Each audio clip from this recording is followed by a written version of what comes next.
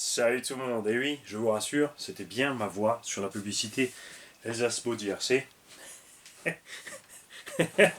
La preuve, je peux le refaire. J'aime mon Rama Typhoon 3S, c'est pour ça que je le protège avec Elsace Body RC. Juste un peu d'amour et tarpac autour.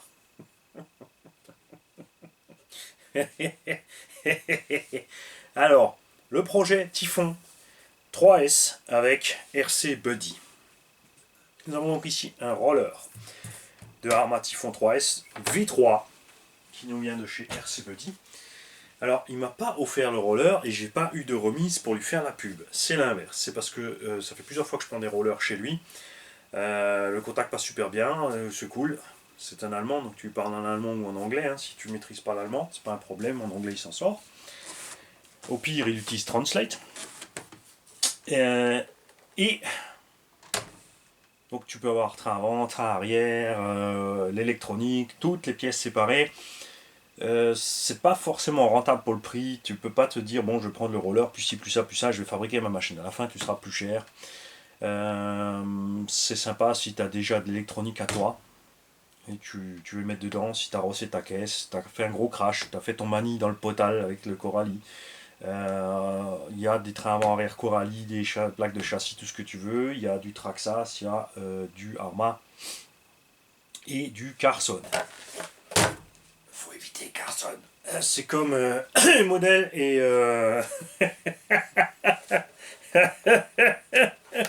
et d'autres marques. Donc, et de l'humour, évidemment, c'est de l'humour. On a là-dessus, de chez Actiomodisme, les roues Kakapit Discover. Donc des roues tout chemin, très souples, et avec des magnifiques jantes à bâton parce que j'adore ces roues et voilà, j'avais envie de les essayer, donc je les ai prises et je trouvais que ça allait bien justement avec cet engin que nous avons transformé. Ceci est une carrosserie de l'Ozy X de chez ProBody. Oui, il n'y a pas encore de grille chez Elsace, il n'y a pas encore de carreaux de buggy non plus, mais il y en a assez qui font des buggy. Donc si vous voulez absolument des buggy, il faut vous signaler, il faut dire voilà oui, si on aimerait des buggy parce que voilà, c'est bien de faire des moules, mais s'il y a une personne qui commande derrière, ça ne sert pas à grand chose. Voilà. Donc pour installer cette carrosserie de l'Ozy X, on a viré les plots d'origine, enfin d'origine sont là, gauche et droite parce que c'était trop haut. À l'arrière aussi, ici, il y a un petit renfort ici, c'est trop haut. Parce que je voulais le rabaisser au max, je voulais faire un truc plat, bas, sobre, propre. Donc on a tout simplement percé la cellule avant-arrière à 2 mm et on a mis BTRM3 et on a fixé des plots standards pour mettre la carreau au milieu et c'est posé nickel, ça ne bouge pas. On a découpé au minimum. Inconvénient évidemment de découper au minimum, c'est qu'il y a aussi un minimum d'air qui passe. Faudra clairement ouvrir ici pour faire des aérations, voire le pare-brise. Attention, si tu crées une entrée d'air, il faut laisser une sortie. S'il n'y a pas de sortie d'air, tu montes. Tu montes pour deux raisons. Hein. Je vais vous l'expliquer quand même vite fait. Vous avez vu la vidéo du Team Asso. Ce n'est pas l'effet parachute qui fait monter la voiture. C'est que j'ai laissé les jantes que j'avais cassées sur le trottoir. Donc, à un moment, le pneu s'ouvre, s'éclate et l'engin monte. Tout simplement. Puisque vous l'avez vu avec les slicks sur le circuit, décolle pas d'un iota. Le C8 est trop lourd pour faire ça. Il faut que quelque chose l'aide à monter. Et là, c'était le cas. Déco.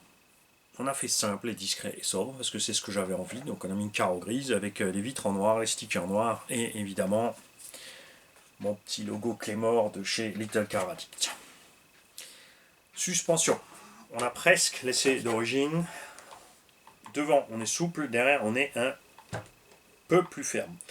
J'ai par contre ajouté une petite cale de tarage pour une raison simple, c'est que comme c'est livré d'origine, quand tu as tout dedans avec la batterie, c'est que l'engin est plus bas derrière que devant.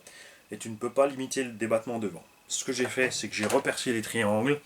Comme ça, on peut décaler les amortos, les coucher plus pour descendre le nez si on veut assouplir un petit peu. J'essaie évidemment, si tu roules sur un truc plat, ça marche super. J'ai couché un peu les amortos d'1 cm. Donc ça diminue la garde au sol là d'1 cm comme ça. Mais si tu roules sur une surface plane, ça va nickel.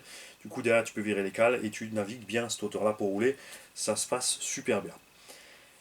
J'ai fait cet engin pour plusieurs raisons. D'abord parce que j'avais pas de Typhon 3S. Ensuite parce que j'ai commandé d'autres rollers, donc pour aller dans l'eau avec les frais de port. Et pour vous montrer que, tu vois là, tu as un Typhon 3S V3 vaut 350-370 euros. Un Team Magic B8 ER4S vaut 320 euros. Celui-là, il est en 3S, fait 3 kg, 3 kg 2. L'autre, il est en 4S, fait 3 kg 5, 3 kg 7. Donc on a un rapport poids-puissance équivalent, voire un tout petit peu supérieur sur le Team Magic que ce qu'on a là-dedans. Cette même base de méca existe chez Arma en 4S. Ils ont mis des cardans plus gros, des amortos plus gros, parce qu'il y a des roues plus grosses, mais la transmission principale reste la même. Donc là-dedans, on y a mis 4S. Et on arrive à 3 kg 160, enfin on va dire 3 kg 2 équipés en 4S. Et là, tu vois que le plastique qu'utilise Arma n'est pas du tout poids-plume. On a tout en plastique sur cet engin. C'est vraiment l'engin le plus en plastique du marché. La seule chose qu'ils pouvaient faire encore de plus en plastique, d'ailleurs c'est vrai que c'est assez marrant qu'ils aient mis ça en ferraille, ce sont les biellettes à pas inversées. Ils auraient pu laisser ici toutes les biellettes de liaison fixes en plastoc. Et là tu avais à part les tiges d'amorto, les axes de suspette et la visserie et les roulements, tu avais tout en plastique. On a 3 kg 2, c'est à peine plus léger qu'un Techno EB48.1 ou 2. Le 3, je sais pas, je suis pas allé peser. Il n'est pas super lourd non plus. Pour te dire, on pouvait encore gratter du poids évidemment avec une carrosserie en Lexan, avec un aileron en Lexan, on peut gratter encore un petit peu, mais ça va être de l'ordre de quoi, 50 grammes peut-être, maximum. Hein, la différence c'est que celui-là, c'est prévu pour le bâche. C'est vrai que les cellules, les pare-chocs, tout ça c'est solide. C'est un peu minimaliste sur la version buggy par rapport aux autres, mais tu peux monter le pare-choc du Granit ou du Nero ou ce que tu veux là-dessus pour avoir vraiment un gros pare-choc. Tu peux mettre le pare-choc arrière du SC si tu veux mieux protéger le tulle. Évidemment, tu vas prendre du poids. En 3S, on n'est pas beaucoup plus léger. J'avais fait un setup 3S avec un moteur 36-74. On n'était pas plus léger. On était à 3 kg, 3 kg 60 ou 70, un truc comme ça, donc 100 grammes. On a pris 100 grammes en le passant en 4S. Et donc on va le laisser en 4S, puisqu'on a mis un 2100 kV, je vais vous montrer, en 4S. Tout est évidemment entièrement neuf. Les roues, j'ai des traces d'utilisation parce que je suis allé rouler. L'aileron n'était pas neuf, ça c'est un Lucas qui traînait là. À bord, donc l'Hippo Gens Bashing pour la peser, 400 grammes. Variateur Orion, qui est rien d'autre qu'un VPS C8 Obi-Wing. Moteur, justement c'est là que j'ai profité de ce moteur. Je l'avais mis dans le crawler, mais j'ai commandé autre chose pour le crawler. J'ai trouvé mon petit bonheur à capteur pas cher. On verra ça, on testera ça justement. Donc le 40 par 65. Attention, c'est pas un 68, c'est un 65. Puisque d'origine là-dedans on a un 36, 60 ou 65. Donc on est un poil plus long, mais on est en diamètre 40, donc un peu plus de couple. On a un pignon de 18, on est en 4S. On a la vitesse du 3S, tranquille. Hein, mais forcément on développera moins de chaleur. On tirera moins de jus et on a à peine 100 grammes de plus. Donc c'est ridicule. Et ça lui va bien. Parce que le but de cette machine, c'était pas de faire un missile, un truc de dingue. C'était juste de faire un truc cool. J'aime le silence de fonctionnement. Et ça allait justement bien. Parce que j'avais... Ouais, voilà. Après l'exemple, il me restait cette carreau ici de Lozix. Et je savais pas quoi en faire. J'avais les roues que j'avais achetées parce que je voulais acheter ces roues.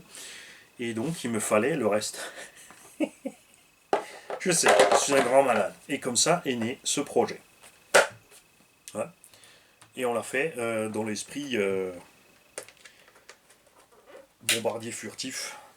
Comme il est silencieux, il est bas. On va pas dire qu'il est indétectable, mais il est quand même... tu vois, c'est vraiment l'engin le plus plastique du marché qui existe. Et voilà. Donc, tout allait ensemble. Comme j'ai dit, donc, tu as des engins... Alors, évidemment, si tu compares à des buggy de compète, il y a une différence de prix monstrueuse. Hein. Et un très bel exemple d'un buggy 1/8 léger, le K-Capit précisément. Tu prends le K-Capit en buggy 1/8 léger, on arrive à 3 kg et des brouettes aussi, on était à 3 kg 2 sur le Truggy équipé en 4S. Donc on a le même poids. On est à 50 grammes près du K-Capit Truggy, il y avait pourtant des roues plus larges, plus grandes. Bon après elles sont légères, ces roues, ça c'est clair.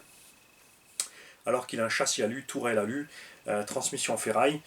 Différence de prix, c'est clair, 350 € le roller du K-Capit contre 370 le kit ou le roller contre 370 le Arma V3 équipé. Donc, le K-Capit avec l'électronique, tu t'en tires 470-500 balles. Là maintenant le roller, tu pars sur une base de 200 euros. C'est pas vraiment rentable, hein, 200 euros avec les frais de porte à 220 euros, c'est quasiment le prix d'un Huawei HyperVS, même si c'est vrai que dernièrement ils ont encore pris une petite augmentée à la volée, ce qui est très étrange. Tactiquement, je me pose des questions sur ce que font les boutiques. On sait que les Huawei HyperVS sont un problème. Obao l'a annoncé, il joue le jeu, tu écris, tu envoies la facture avec, tu reçois les pièces. Le revendeur principal français a aussi annoncé le truc, pourtant les prix ont pris 40 balles. Donc tu as un problème, mais tu payes 40 balles de plus.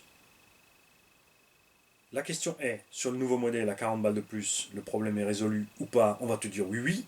Tu vas casser, on va te dire pas de problème, on te change la pièce. Tu vas te sentir un peu, mais méchamment couillonné. Hein, honnêtement, là, moi je me pose des questions tactiques et on n'a pas de communication sur ce sujet parce qu'à la limite dire voilà, on a les nouveaux modèles, le prix a grimpé, mais on a changé toute la gamme de plastique. Tu vois, il y a un truc étrange dans l'histoire. Ça ne colle pas. Hein, on appelle ça se tirer une balle dans le pied. Hein, généralement, on parle d'un élément un peu plus haut, mais on ne va pas le citer. Voilà. Donc, votre avis, ça vous plaît ou pas? Vous le voulez, vous me mailez, parce que je l'ai fait juste pour le faire. Je ne l'ai pas fait pour l'utiliser. Ah, c'est couillon, hein. Mais j'avais ces éléments-là, j'avais envie de les utiliser. Et comme dit, j'ai profité d'une commande chez RC Buddy pour prendre un châssis en plus, pour vous pondre le truc. Ah oui, cerveau. Pardon, donc, sauf cerveau, 23 dents, d'origine Arma V3. Tu peux acheter le 25 du V2, tu peux acheter du GPM et du Raiden Racing en 25 dents pour utiliser des gammes de cerveaux plus grandes. Là, on a mis un cerveau e-tech titane, pignon titane dedans.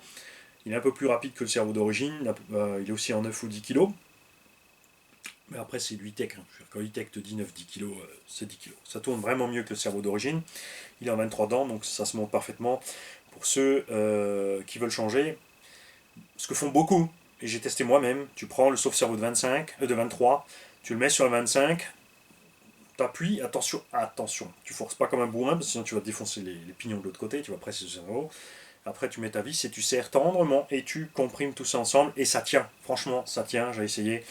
Bouge pas, on a essayé sur l'engin Atom, bronche pas, pas de problème.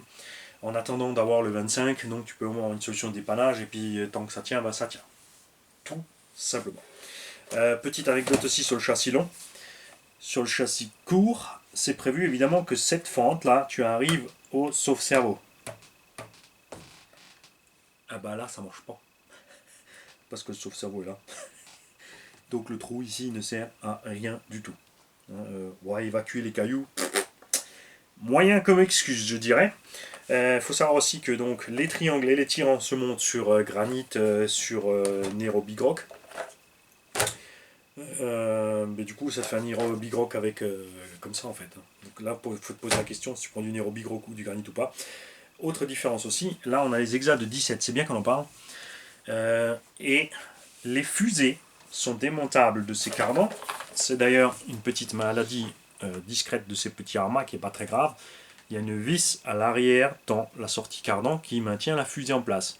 Cette vis peut se desserrer, tu vas perdre ta roue avec tout ton moyeu. Donc ce qu'il faut faire, c'est démonter, sortir la vis derrière, mettre une goutte de Loctite, resserrer la vis. Donc la fusée en elle-même n'est pas la même, puisque là elle est cannelée jusqu'au bout. Il y a un petit filetage M3 à l'intérieur, alors que sur donc le granit, le Nero Big Rock et le Senton, tu as une fusée qui a cannelé pour mettre l'hexagone de 14, puisqu'ici on a un hexagone de 17, et au bout tu as un filetage M4 ou M5 pour mettre ton écrou M4, M5. Il suffit que là, si tu veux monter les roues, par exemple du Big Rock ou du granit ou autre, parce que tu as un typhon et tu dis que tu veux le faire en long, il faut changer aussi les fusées. Donc il te faut les fusées, les hexagones de 14, les autres roues. Bon, évidemment, par choc et éléments esthétiques, tu fais comme tu as envie. Mais voilà. Mais tu peux te faire tranquille, c'est vrai, un petit truggy sympa, avec, tu vois, une carreau Elsace Body, qui couvre bien la tourelle. Alors, vous allez me dire, ouais, pourquoi tu n'as pas mis là-dessus? Je ne l'ai pas mis là-dessus parce que je voulais garder la découpe derrière pour lui donner sa petite ligne. J'ai testé, ça fait un peu court, et la raison principale c'est que le Arma Typhon, pour ça je l'ai pris, a déjà, donc la tourelle de suspension protège déjà les amortos, il y a une surprotection par-dessus, donc je trouvais ça dommage d'avoir un engin déjà protégé pour mettre ça dessus. Je profiterai de cette carreau pour la mettre sur un buggy 1.8, qui a donc une tourelle alu exposée, pour faire un petit ruggy en 1/9. J'en profiterai pour commander. Bon, ça va, après, c'est vrai qu'on a des roues Proline XZ 17. Mais j'avais bien aimé les roues Kakapit parce qu'elles sont pas plus lourdes que des roues de buggy, justement. Elles iraient bien aussi là-dessus, même avec cette carreau, en fait. Ça lui donnerait du dépôt. Ouais, après, ça fait trop large. Ça fait moche. Ça ira mieux avec l'autre carreau. Bref, je m'étale sur d'autres projets. En fait, le problème, c'est qu'au fur et à mesure que je vous parle de mes projets, j'en ponds des autres. C'est là que ça coince. Salut les gars.